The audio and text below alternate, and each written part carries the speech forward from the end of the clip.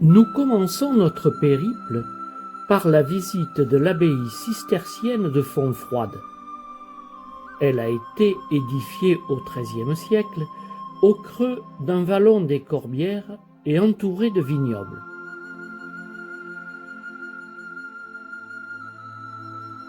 On y accède par la cour d'honneur.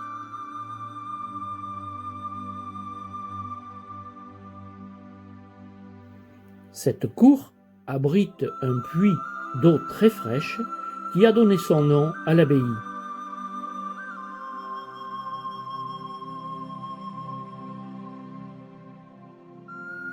De là, on découvre le cloître.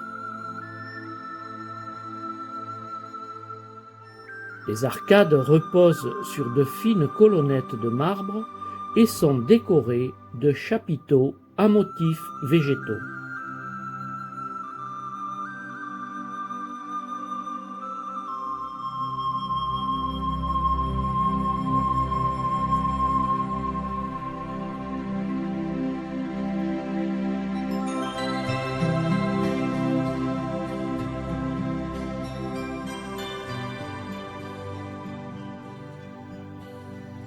L'église abbatiale, de grande taille, est d'une élégante simplicité cistercienne.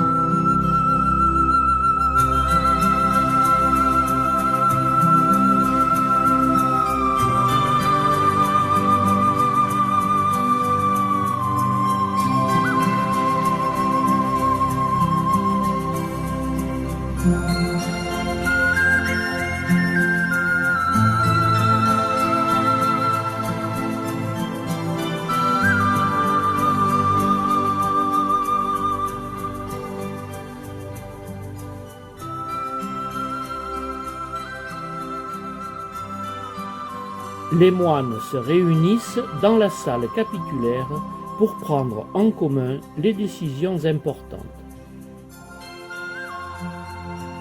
Elle est couverte de 9 voûtes romanes disposées sur des croisées d'ogives soutenues par des colonnettes de marbre.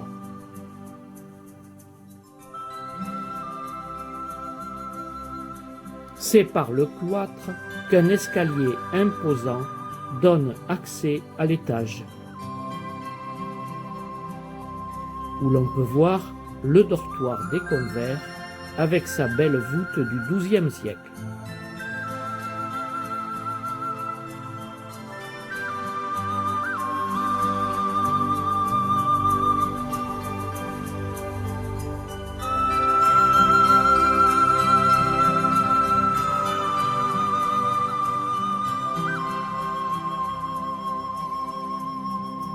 De cette salle, on redescend pour se rendre à la roseraie riche de plus de 2000 rosiers.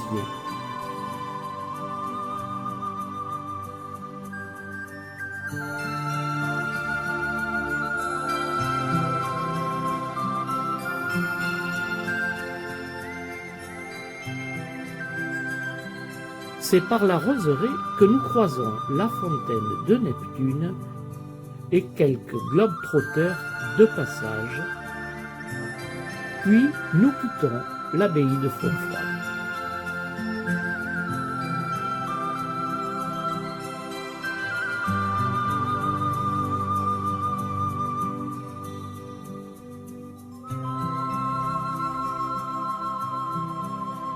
Nous nous rendons à La Grasse pour visiter son abbaye, dont le bourg est situé sur les rives de l'Orbieu, avec son vénérable pont, ses vestiges de remparts et ses maisons anciennes.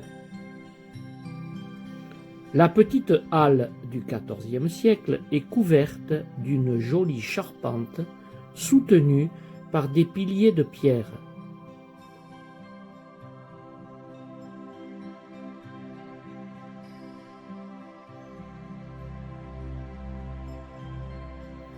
Le pont vieux donne accès à l'abbaye Sainte-Marie d'Orbieu.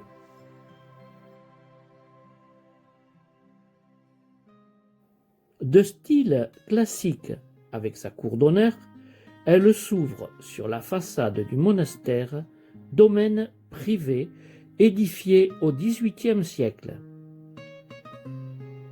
Le cloître présente un bel ensemble de grès rose du Minervois. Il fut construit en 1760 à l'emplacement de celui de 1280, dont il ne reste aujourd'hui que quelques vestiges. À l'intérieur de l'église, on découvre une statue de l'archange Saint-Michel du XIVe siècle. L'ensemble est dominé par la tour-clocher édifiée en 1537 pour mieux s'intégrer aux fortifications du XIVe siècle et s'achève par un couronnement octogonal. Avant de rentrer pour terminer cette première journée, nous passons par le village de Termes, place forte du Roussillon, où nous croisons une étrange quadrupède. Le lendemain, nous découvrons à pied le cœur de ville de Narbonne. Nous commençons par le canal de la Robine, dérivation de l'Aude qui relie la mer au canal du Midi. Puis, nous passons par les Halles, authentiques pavillons de style Baltard. Elles abritent le marché très animé de la ville. Ensuite, nous arrivons sur la place de l'Hôtel de Ville, sur laquelle a été découvert un tronçon de la Via Domitia. C'est sur cette place que se situe l'Hôtel de Ville, qui était le palais des archevêques.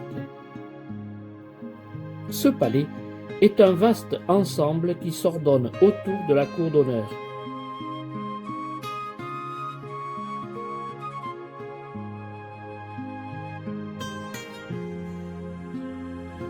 Au rez-de-chaussée, nous voyons la salle des consuls.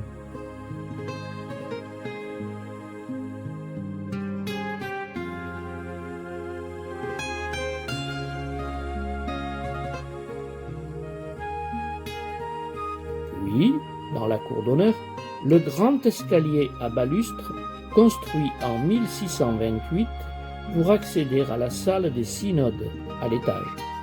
Le cloître, quant à lui, qui date du XIVe siècle et entièrement restauré, propose des voûtes gothiques et des gargouilles sculptées disposées dans ses contreforts. Nous flânons autour de la cathédrale Saint-Just.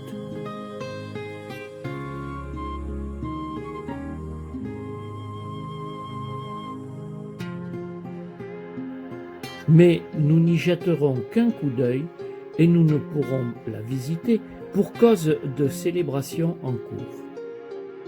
Après un bref passage par les Halles pour récupérer notre déjeuner composé entre autres d'huîtres de Leucate, nous nous dirigeons l'après-midi vers Gruissan. Nous contournons l'étang pour découvrir l'île de Saint-Martin et ses salins. L'eau dépose son or blanc en cheminant sur près de 400 hectares. Certes, nous n'y étions pas à la meilleure heure pour bénéficier d'une lumière et des couleurs si particulières, mais nous ne pouvions pas faire autrement. À travers les étangs, nous découvrons les cabanes de pêcheurs. Puis, entre ces eaux dormantes, nous découvrons le vieux village.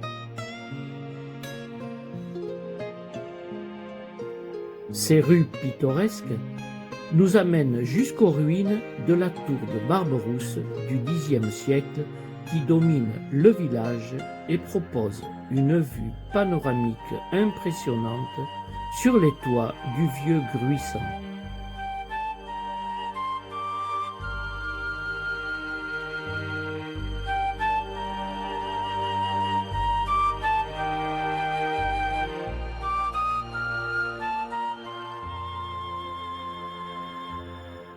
À la descente, nous nous arrêtons un moment dans la très belle église Notre-Dame de l'Assomption qui pique du XIIIe siècle.